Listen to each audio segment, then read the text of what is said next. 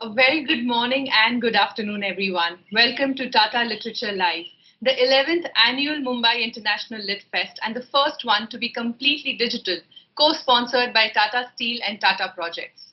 Today's book launch, followed by a panel discussion, is presented by Mariwala Charities. It is my honor to introduce to you the Indian-British writer of fiction, non-fiction, screenplays, stage plays, and TV, here with his second book on the works of this Sufi mystic, Rumi, a New Collection, Mr. Farrukh Dhondy. To launch the book, Rumi, a New Collection, may I invite founder and director of Literature Live, Mr. Anil Dharkar, with Mr. Farrukh Dhondy onto the screen. Mr. Farrukh Dhondy, we are on the stage. And Thank you, Anil. Here's my bag of tricks from which emerges your book. I hope it contains more than one copy. Well, I'm looking forward to this discussion, and I think a lot of people in India who are avid fans of Rumi's work. So I'm glad you're doing all the translating. Very good. Thank you. And hand you back for the panel discussion. Good. Thank you so much, Mr. Dharkar, and many congratulations to you, Mr. Dhondy, on your new book. Thank you. Even amidst accusation of heresy, the words of divine poet Rumi meant for the universal message of love and serenity. Exactly why to read Rumi even today is to be transported to a higher realm of far above the negative currents that we seem to swirl around us with. To discuss his legacy of peace and goodness with Mr. Dhondy, I'd like to invite a poet and translator whose own writings have been translated into multiple Indian languages and foreign, Ranjit Hoskote. Chairing the discussion is an author who works with epic, myth, and storytelling traditions of classical Indian literatures. She also has her PhD in South Asian languages and civilizations, Arshia, Sattar. The conversation will be followed by a Q&A segment, so dear audience members, do send in your questions or your responses through the comment section of your viewing platform, even during the conversation. Dear audience, please welcome Farrukh Dhondy, Ranjit Hoskote, and Arshia Sattar for the panel discussion. Hello, gentlemen. Here we are. Hi, Arshia. Hi, Farrukh. Very good to be here. Congratulations on your new book. Good.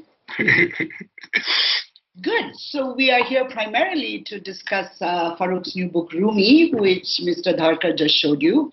But I will show it to you again. It's beautiful. It's really handy. It's pocket-sized. It'll fit in your handbag if you're a lady and into your jacket pocket if you're a gentleman. But also we're going to be discussing Ranjit's translation of Lalbed called I Lalla. This is my very beloved, well-thumbed, much referred to dog-eared copy. And if you don't already have it, you should certainly get it. So, Thank you. Mr. Dhondy, this is apparently your second volume of Rumi translations. So I wanted to ask you a little bit about that. Well, first of all, how is it different from your first volume? And is there something that compelled you to do the second volume now? Let me tell you the story.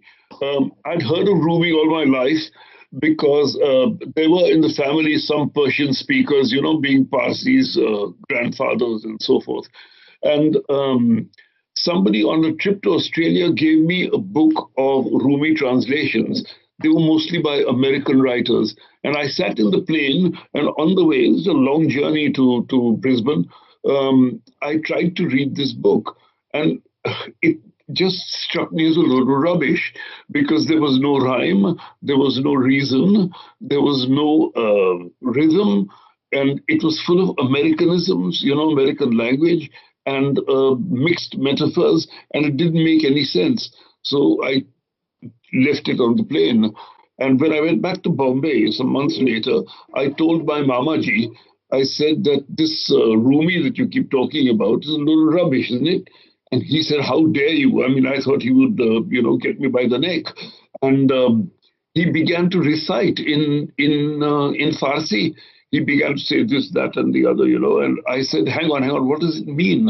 And then I took out a notebook, and he began to talk to me in Gujarati, Urdu, and English to tell me what it sort of meant, and stumbling things, and I took it down. That night I stayed up and translated that poem into what I thought. I said, hang on, Karshan Mamu, I said, hang on, this is iambic pentameter. And he said, I don't know what that means. And I said, it's tampa, tampa, tampa, tampa, tampa, tampa, tampa, tampa, tampa. And he said, yeah, that's what it is. And I said, that's fantastic. That's 400 years before Shakespeare. And that night, I got into my bunk bed in his house and began to try and put it into iambic pentameter and rhyme, because I'd taken out the meaning of it. Next day, I asked him to do some more, 3, 4, 5. That's how the first book was born, right? After it came out, a friend of mine, Firdaus Ali, who died 2 years ago, unfortunately, he said, do you know any Persian? I said, absolutely not. And he said, well, you're going to learn some, I'm going to teach you. And so he started teaching me words and this and that.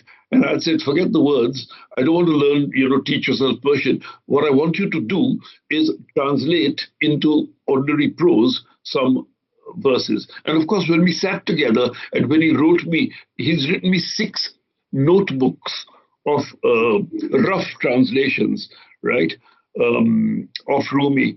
And he would tell me each time about the ambivalence of words. He'd say, look, Rumi's making a pun here. This means water as well as hope, or this means this as well as that. And then I would work on that, and I'd memorize the words at least. So I picked up a lot of words of Persian, right, though not the language, and bits of the grammar, because he tried to explain that to me. Of course, once he passed away, the lessons ended. And I took those 5 books of rough translation and turned them into this second volume. So it's in his memory, it says, to Firdaus Ali, who was very instrumental in my doing it. Ranjit, did you also translate Lalla because you found the existing translations inadequate? I'm using a very polite word, inadequate. And the second part of that question also comes out of what Farrukh has just said. Do you think that as native translators, yourself and Farrukh and myself, we are not necessarily native to the language, but we're native to the culture? Do you think we're actually better translators for our nativity and for our indigenosity, whatever the word is? Oh my, 2 tough questions.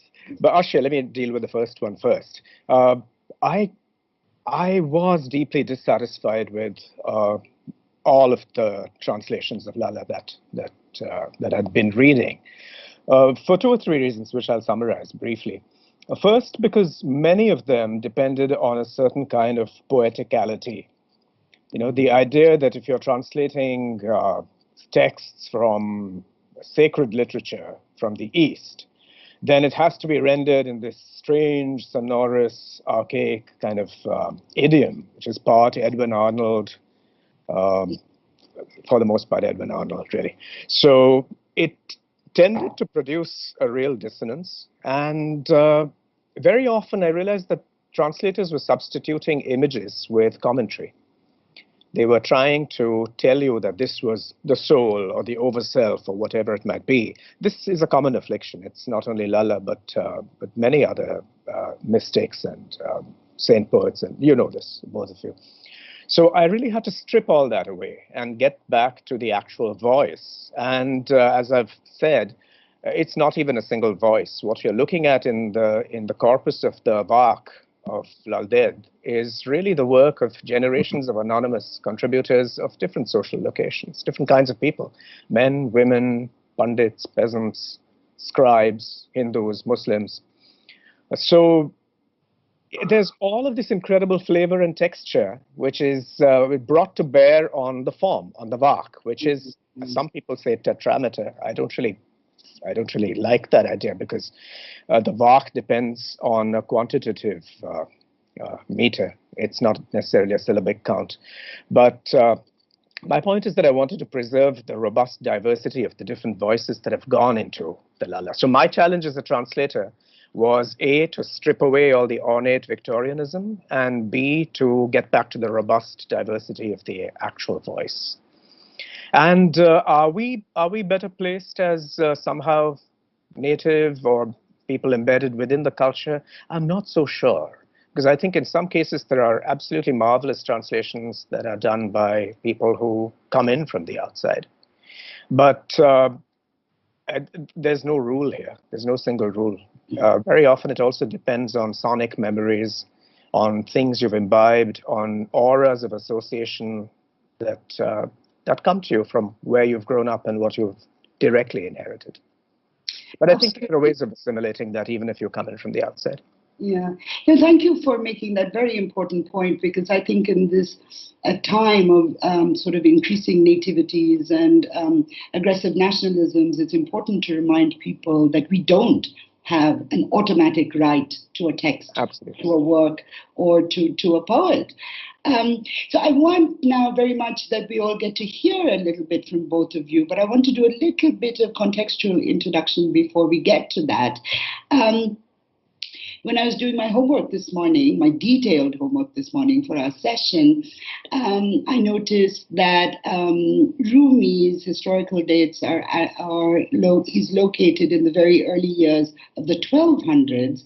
And Lalla, for all that she is a historical and legendary and hagiographized figure, is located in the early years of the 1300s. Now, when we talk about literature that is so many, many years behind us, 100 years is nothing.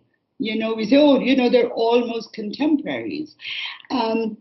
So that, I believe, is one thing that they have in common. But of course, there are many differences, not least of which is gender. Lalla is a woman, Rumi is a man. Lovely that they can both be referred to as their first names. We have an intimacy with them already. Rumi comes out of the Islamic tradition.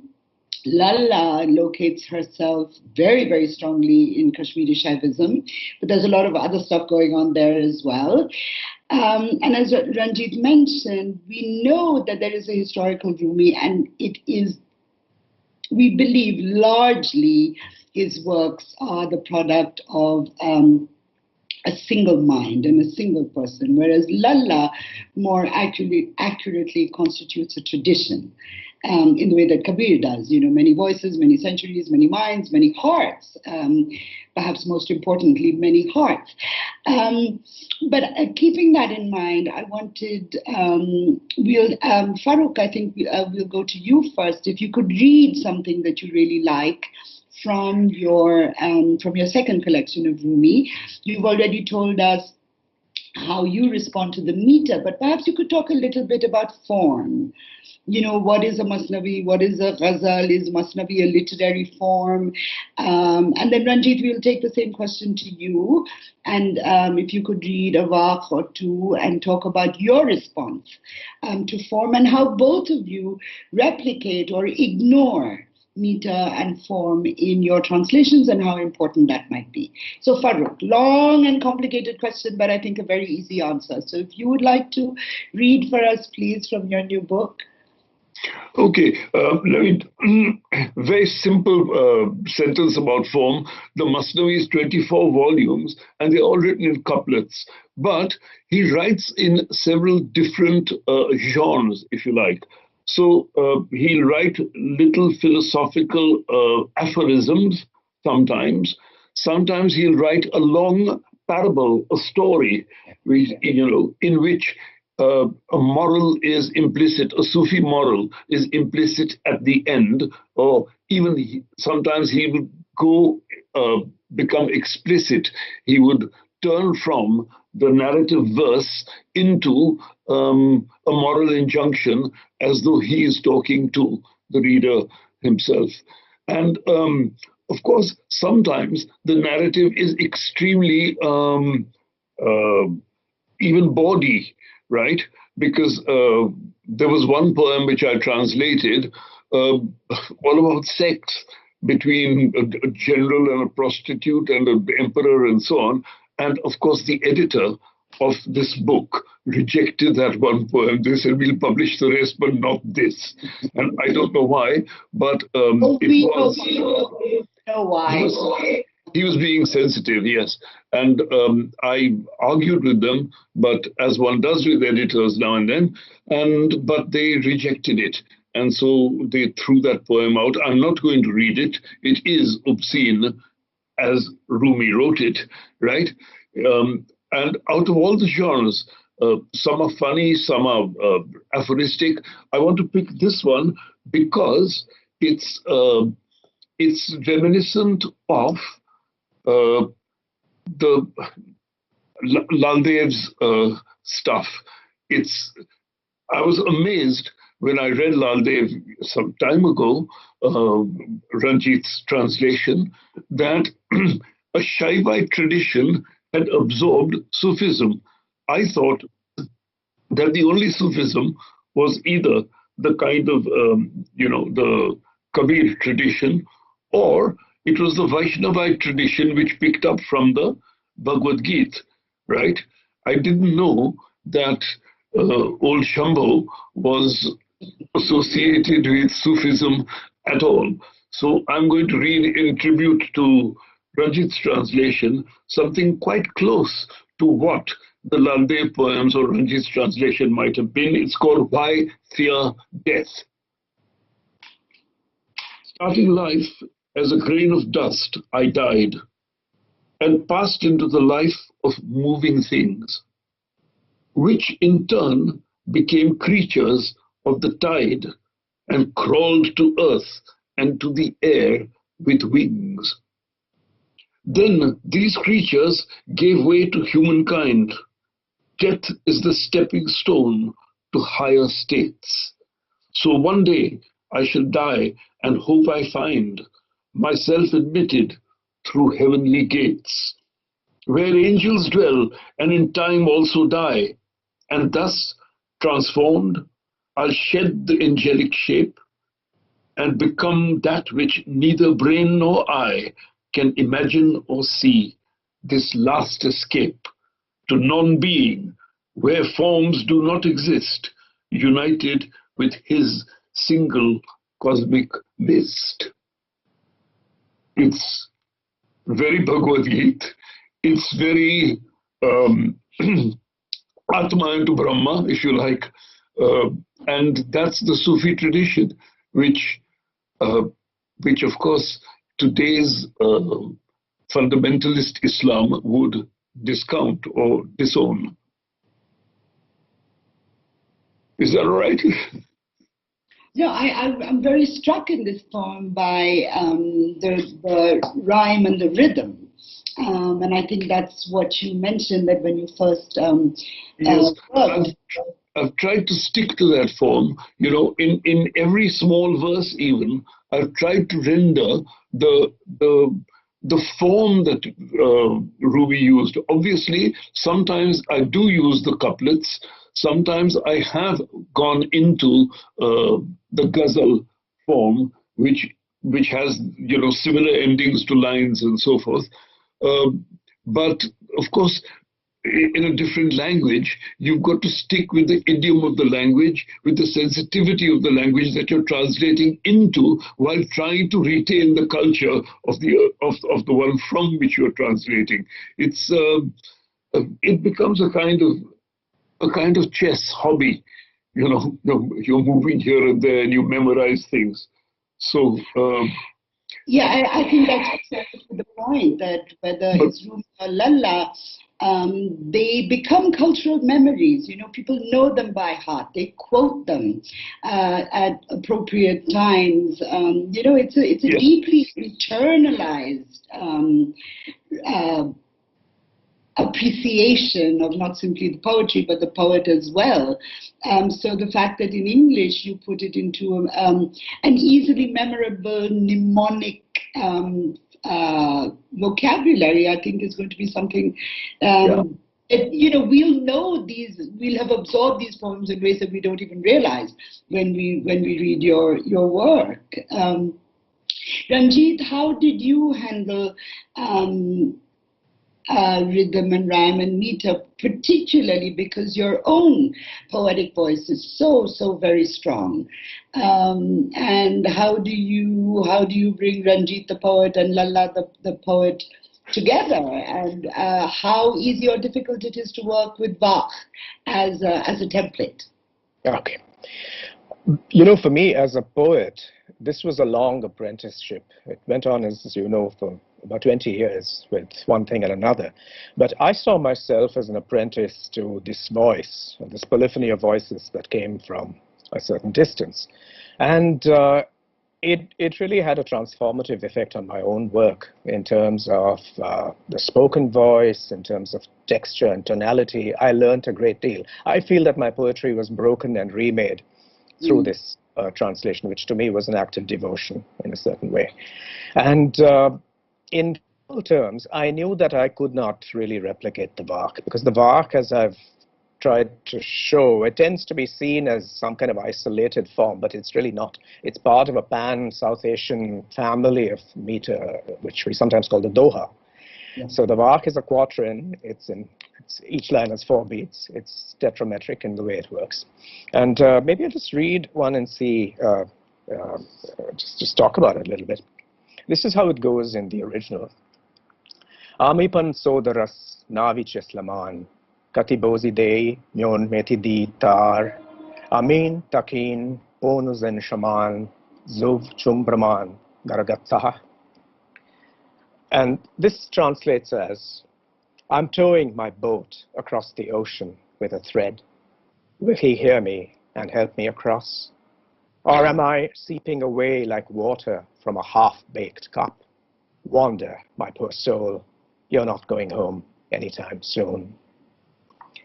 So my strategy was really to, in some cases, open up, in some cases, speak to, in some cases, render very precisely the tonality of the original.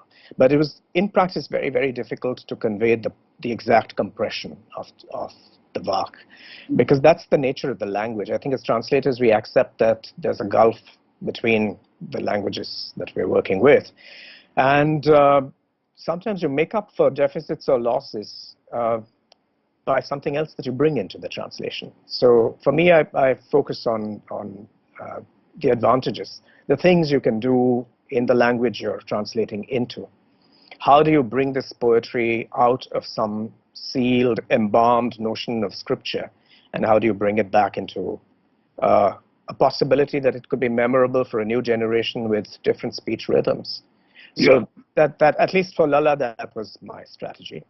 And just to refer to the marvelous conversation of a little earlier, yes, I mean, as we see from Farrukh's commentary and annotations also, there are many, many points of comparison between these figures. Each comes out of a tradition, each inaugurates a new way of looking at that tradition, but they're great singularities, both Rumi and Lalla.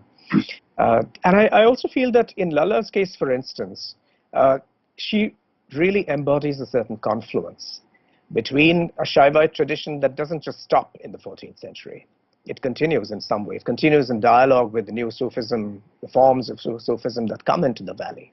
So the Lalla corpus as it comes to us today actually has all of these different currents active in it. They're active, they're in dialogue, and they speak for, and they are a portrait of a confluential Kashmir, which has already, I think, been lost because of the brutal forms of politics that have been enacted there. And I think this is what is most precious about these wisdom traditions, that they are confluential, whether it's Rumi, who begins life in Balkh. Balkh was also the cradle of Zoroastrianism. Balkh was where the Nobahar school of Buddhism flourished. Yeah. It was already confluential. That was his heritage. And that's what comes into Islam through the work of Rumi. Yeah, and his dad. Indeed.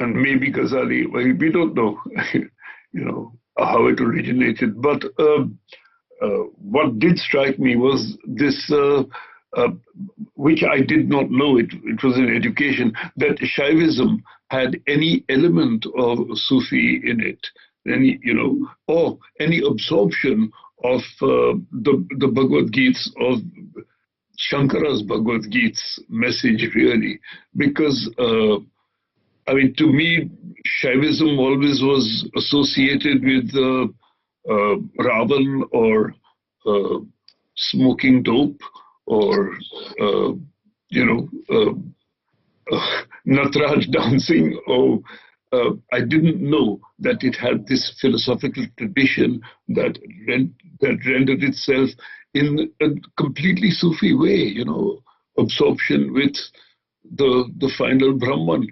It's quite fantastic. But that opened my eyes when I was reading your translations some years ago, mind you. Anyway, you know, again, alluding to an earlier point, you were talking about foreigners being able to translate it because there is a kind of empathy and whatnot.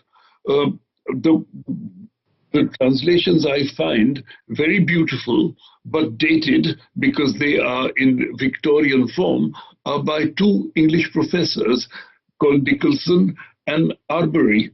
And, you know, years ago, I was an undergraduate at Pembroke College, Cambridge, and there was this old guy with a hat and a stick who used to bumble around the front court. And I didn't know who he was, but I looked at the name of his thing, and it was Professor A.J. Arbery. And I took absolutely no notice of him then. 40 years later, I think, oh my God, I was in the same college with this guy who used to bumble around the court in his final days. And I find his verses quite inspiring because at least they stick to, in this Victorian form, to the attempted meaning or attempted the meaning of Rumi, to keep that integral and not turn it into, you know, the American translations, which are rather silly insofar as when, I'm not going to use any names, but when Rumi talks about love, he talks about love for the ultimate, love, and when he talks about love for his guru, right, Shamsu Tabriz, he's not saying, I love you in a gay sort of way. He's saying that our spirits have merged in a way, I am you. And even in a Lala poem, the I am you comes through quite clearly. But the Americans seem to say when you're in love, it's the girl next door or the fellow you met in the bar, you know. And that doesn't make sense. It betrays the Sufi meaning. But I'm sure somebody like Madonna has picked up Sufism or the message of love from Rumi, thinking about the girl next door or the boy next door. Well, I just read this in my detailed homework that the guy from Coldplay, who's married to Gwyneth Paltrow, when their marriage broke up, he used Rumi's lyrics in his new song. And so very much this is not about meeting the girl next door, but leaving the girl next door. But I wanted to come back to Ranjit's reading, which is, you know, the boat and the crossing of life, as it were. And that reminded me so much of Kabir and also of the kind of images that Rumi uses, right? So we know that mystics resemble each other, not simply in the deep emotion that they have and the revelation of the divine that they respond to, but they also use similar metaphors, similar constructs. So I'm wondering, how do people like yourselves, I find it incredibly difficult to read mystic poetry, and to translate it for me would just be, you know, it's my next lifetime's work, if at all. So how do you people translate mystics for a layperson who is not Madonna? And how do you maintain the specificity of mystic traditions, even as what the mystics are telling us is like, you know what, let's all merge into the same divine that we all know exists, but we may not be able to recognize in our mundane lives. So how easy or how difficult is it to translate esoteric language, very, very sophisticated theological concepts, or do we just put those aside and go for the essential poetry that lies at the heart of all mystical work? Farrukh, do you want to go first? Yes, right. Let me confess that I am not a Sufi. I have no mystical ambitions, and I have never indulged in any religious thought even. I count myself as a scientific logician, and I think the rest, right? Anything supernatural is I refer to as bugu, because it's I don't believe in anything. I know that stars are not cursors of your fortune. They are just burning nuclear gases, and they are not pictures in the sky. One star might have died zillions of years ago because it's too far away, so it doesn't make up Aquarius or Libra. Anyway, so approaching Rumi's poetry, it was purely an act of intellect and of saying, what does he think he means by this, not what I absorb. And so there's no empathy, if you like, from my side. And the other thing is that I'm not a poet. At best, I'm a versifier of sorts, right? I don't understand getting into the poetic. Of course, I love poetry, I read poetry from this, that, and the other, but I can never get myself into that musical state of mind, or that suspension of mind that combines images, thoughts, and so on, which is poetry. But I try and empathize with Rumi's literal meaning when I get to it. That's why perhaps the narrative poems are better translated by myself than the philosophical ones. But that, of course, is in the eye of the beholder, or the mind of the beholder. Well, Ranjit, a poet, and said earlier in our discussion that this doing the Lalla project, as it were, took you 20 years, and that it was an act of devotion. And that's completely the opposite of what Farrukh is saying, who is, staunchly atheistic and non-believing and iconoclastic and all those wonderful words. And Papi Pet Ki Puja. Sorry? Sorry. So Ranjit, how do you go about it? And really, I mean, how do you make it accessible, as you yourself were saying, to an entirely new generation, and not just a generation within the culture of Lalla, the larger cultures, multiple cultures of Lalla, but also a universal reading audience? Okay. Well, surprisingly, I never thought that we would be discussing our positions on belief, but we are. So I have to say that although I'm sure that all of us agree on what is good from a political point of view, I think our approaches to it might be somewhat different. I mean, mine is certainly the approach of a believer. But when I speak of belief, it is not a belief that is bounded within one orthodoxy. In fact, it's a belief that actively resists orthodox singularity, which usually degenerates into externals. So I am deeply fascinated by and willing to be moved by the content of what the mystics, the saint poets, are saying. And I think that is what very, very deeply moves even the most secular of us. So from my point of view, it's important to try and bring that across in a way that preserves the specificity of each journey. I think what I'm deeply suspicious of is the current tendency, well, not quite current, it's been with us since the counterculture, that you walk into the supermarket of spirituality and then you pick what you want off the shelves and, it's all the same thing in the end, which actually it isn't. Because the journeys are different. The languages used are different. The forms of encounter and initiation and illumination are different. They may get you to more or less the same place, but you are putting yourself through different kinds of disciplines. And as translators, as commentators, I think we need to be respectful of that. So that's one set of observations. The second thing I'd like to say is that for me, translation is a political act. Because when I'm thinking of whether I think of Lalla or Kabir or Rumi, what I see and what I experience is openness, curiosity, plurality. We are looking at plural pasts. We are looking at traditions that use diverse cultural materials. We are thinking of dialogues that are lost to us today because we've been trapped in this way of antagonistic thinking, that religions and civilizations and cultures are always in opposition. History, an attentive view of history shows us that that is absolutely not the case. Of course there was violence, of course there was conflict, but there was equally, whether in Al-Andalus, whether in Kushan India, whether in the India of the Mughals and the Suris, there were constant dialogues, there were constant conversations.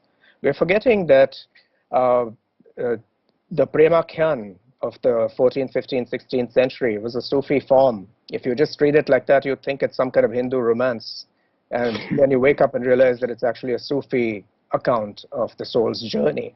So to me, it's vital to recover and practice again and to learn to appreciate these confluences, these pluralities.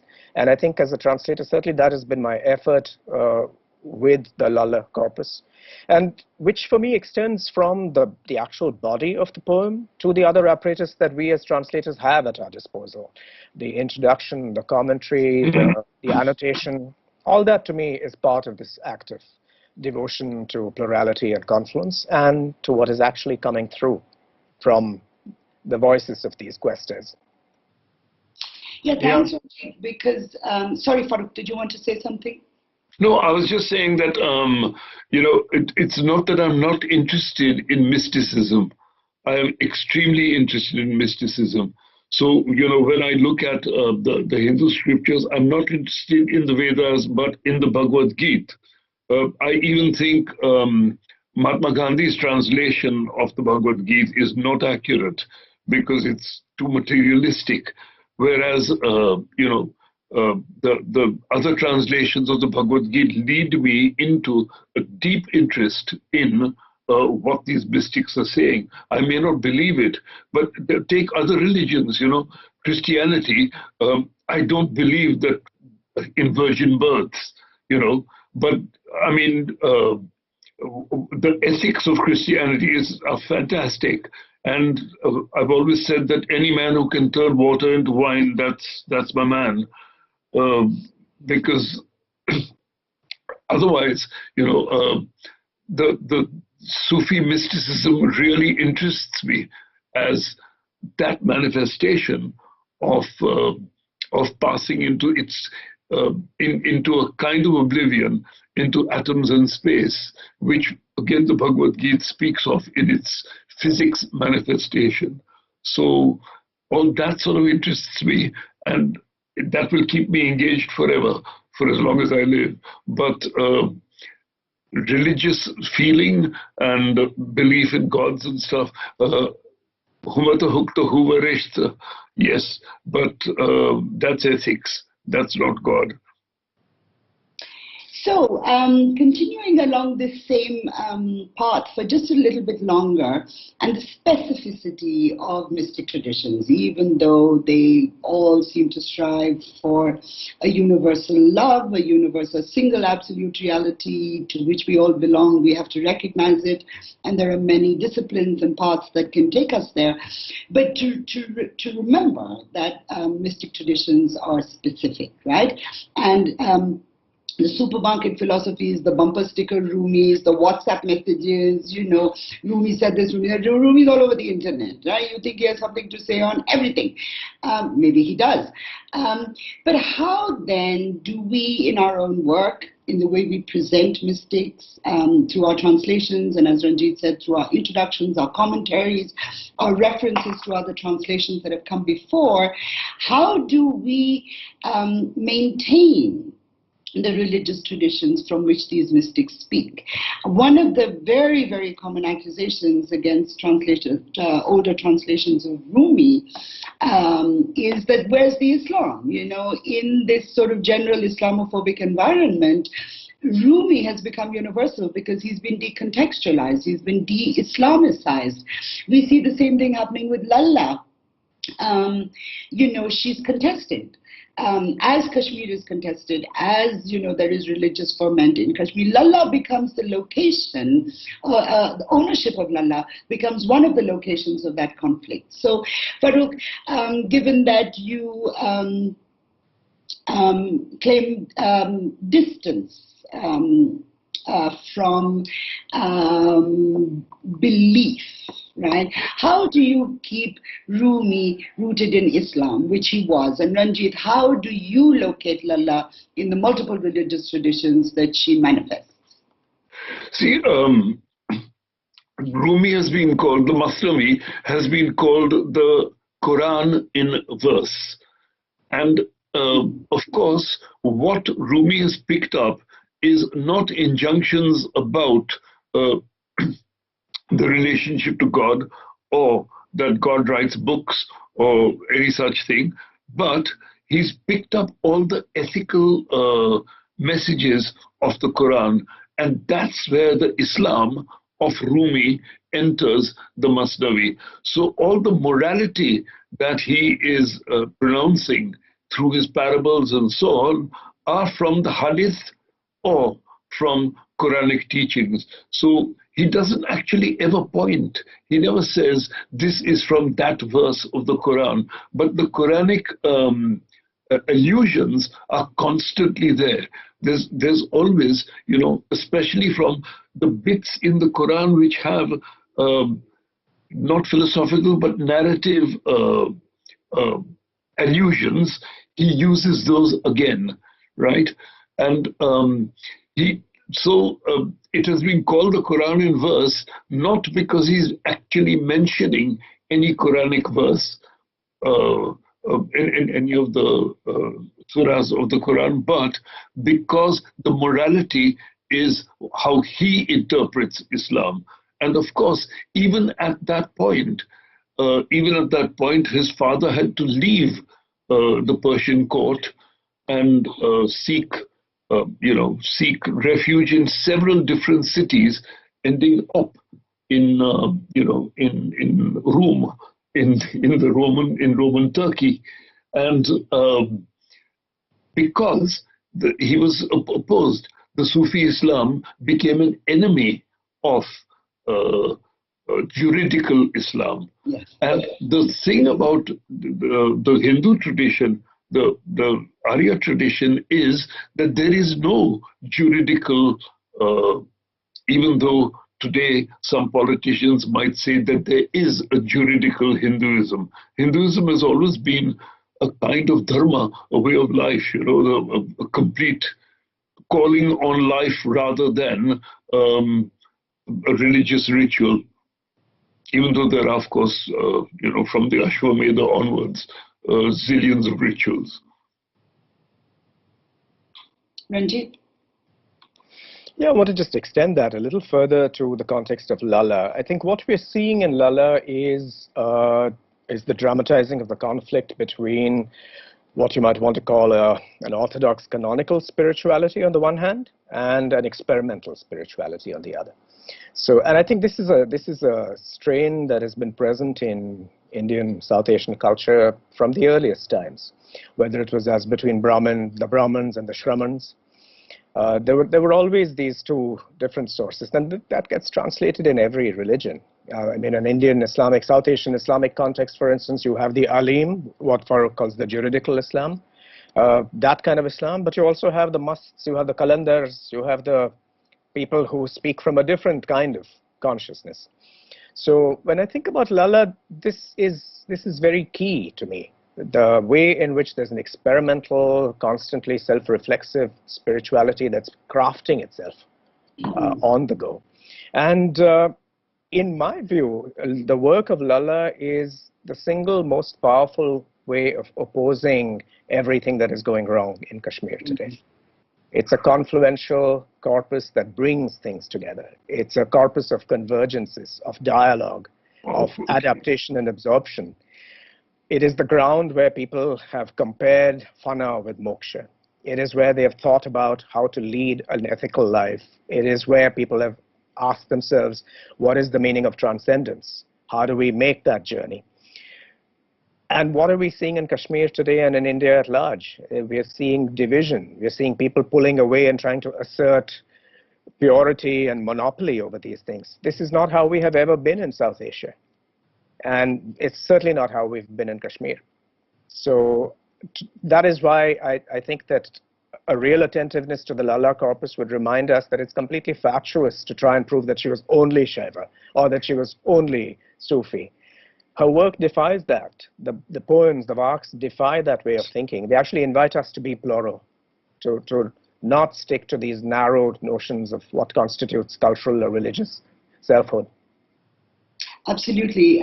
We are now just about ready to take questions from our audience, but I want to just add one remark to what both Farrukh and Ranjit have been saying, that these kinds of contestations, right, they lead to erasures, they lead to elisions, they lead to exclusions of multiplicity, plurality, differing points of view, and eventually they become a kind of censorship. And God knows even censorship has come to this festival less than 24 hours ago, right? So these things are not separate, it's not like, oh, it only happens in the religious realm, or it doesn't happen in our daily lives, or it doesn't happen with literature and, freedom of expression. I mean, it's a hackneyed term, but it's a very, very important one. Having said freedom of expression, I think we should let other people speak. So we would be very, very happy to take questions or comments or queries from our audience. So will you help us with that, please, Veronica? Thank you so much, dear panelists. That was a very interesting conversation. We've got questions from YouTube, Facebook, and the festival website.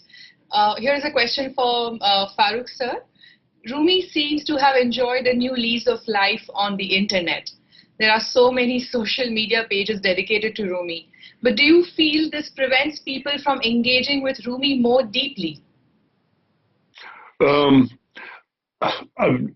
very glad that they engage with his work at all, except that I don't know whether it's the truth of the work or whether it's, little shibboleths that have been, that make people feel that they are spiritual when in fact they're just silly and looking at little snippets of information on the internet and pretending that, and absorbing the idea, as I said before, that love is not an ethereal thing, but love is what you feel for your boyfriend. That is a travesty of what Rumi is talking about. And of course, if he becomes popular and he gets onto Coca-Cola wrappers, I don't mind. There's nothing, or if Madonna sings his songs, good luck to him and her. Right. Thank you for that. We have a question for Ranjit sir. How is Lalla's words relevant today? And what must be the reason why we don't know as much of Lalla as we do of the likes of Rumi? So you need to unmute yourself. I think Lalla's relevance is a question that I may have addressed in my closing remarks. Briefly put, the poetry itself is amazing. It obliges us to question our narrow sense of self. It invites us to a life, at least of psychological, spiritual wandering. It remains nonetheless very engaged with the practicalities of life, and it's the voice of a woman, whoever and however many contributors there might have been to it. So I think that fact alone is very, very salient in our present times. And it's the voice of an autodidact, a woman who made her own way in a spiritual tradition of householders where a woman could not have been a householder. So she had to do a contrarian thing and become a wanderer. This was an extremely courageous 14th century woman that we're looking at. And why do we not know as much about her? That is partly the problem of India's great ignorance of many of its supposedly outlying regions. There are many Indians who keep saying, oh, Kashmir is part of our territory. It's only part of this notion of territory. You know nothing about it. You know nothing about its traditions, its culture, its language. If you apply yourself to what is going on in Kashmir, its culture, if you look with some care and attention at the many different regions that we call the Northeast, if for the matter of that you look very closely at the Deep South, you'll realize that this territorial India is just a phantom. This is an extremely rich and plural country, and you could spend lifetimes studying it. So this is true of Lalla. It's also true of many other poets, many other questers in other parts of South Asia. You don't know enough about them because you haven't taken the trouble to find out, because you're very proud and you have this sense that, you know, your nationalism will carry you through. True. Thank you for that, Mr. Ranjit. We have a question for Farrukh sir and Ranjit sir. Do Rumi and Lalla become a part of your subconscious as you translate them? And to what extent do they influence your voice as poets? Ranjit first. Oh, my goodness. I have been a fellow traveler and an apprentice and a pilgrim to Lalla for a large part of my life. Also because I have diasporic Kashmiri ancestry, and she was part of my life even before I began to translate her. So it's been a very powerful presence in my life, in my poetry, and it certainly transformed my poetry. It was my own resistance that may have got in the way at some point, but I learned to listen and to learn from Lalla, and I think that's been a blessing. Thank you. Yes, sir. I might give a more disappointing answer, and by telling you that I don't think that Rumi's mysticism has enhanced anything that I thought, in my subconscious or in my conscious mind. I looked at it as a way of writing a book. And similarly, I've been working on Hafiz, and I absorb the messages while I'm writing it. But after I've finished writing it, it doesn't seem to influence my existence in any way.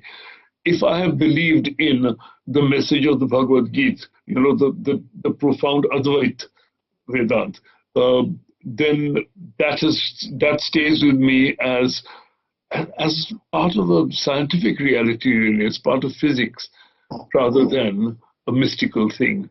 And that preceded any acquaintance with Rumi. The problem with the problem with Rumi just now is that it gives people, just as some Buddhism does, a kind of solace, a feeling that they are being spiritual when they just get about their material lives exactly as they did before. But, by devoting a minute a day to thinking about Rumi or doing some yoga or something, they believe that they are in touch with the spirit. And that's increasingly so in our materialistic world. Right. Our alienating materialistic world. Ji. We have a similar question again for Mr. Farrukh and Mr. Ranjit. How can the tradition of poetry as a force for love and universality, as exemplified by Rumi and Lalla, be revived in modern poetry and storytelling? Mr. Ranjit, would you like to go first? Unmute. Honestly, these are living traditions. I think we, in the first place, need to maybe do a bit of a gear shift in our attitude to these traditions, to embrace them in their complexity, in their fullness, and in the awareness that they can actually transform our sensibility. In that sense, I sometimes get nostalgic for a time before I was born, the early 1960s, where you feel that, with all of its problems, and there were many, the counterculture had this tremendous sense that, you could be many, that in Whitman's phrase, you could contain multitudes. And more than anything else, that is what we need today. Call it love, call it universality, call it the possibility of being expansive. This is what we need today, at a time when all kinds of forces are telling us we need to be narrow, we need to lock ourselves off, we need to not be in dialogue. We shouldn't even marry the people we might want to marry, apparently, if they happen to be from some other religion. I mean, people are telling us how to run our lives today. Listen to these wisdom traditions and you'll receive the gift of openness. What do you have to say, Mr.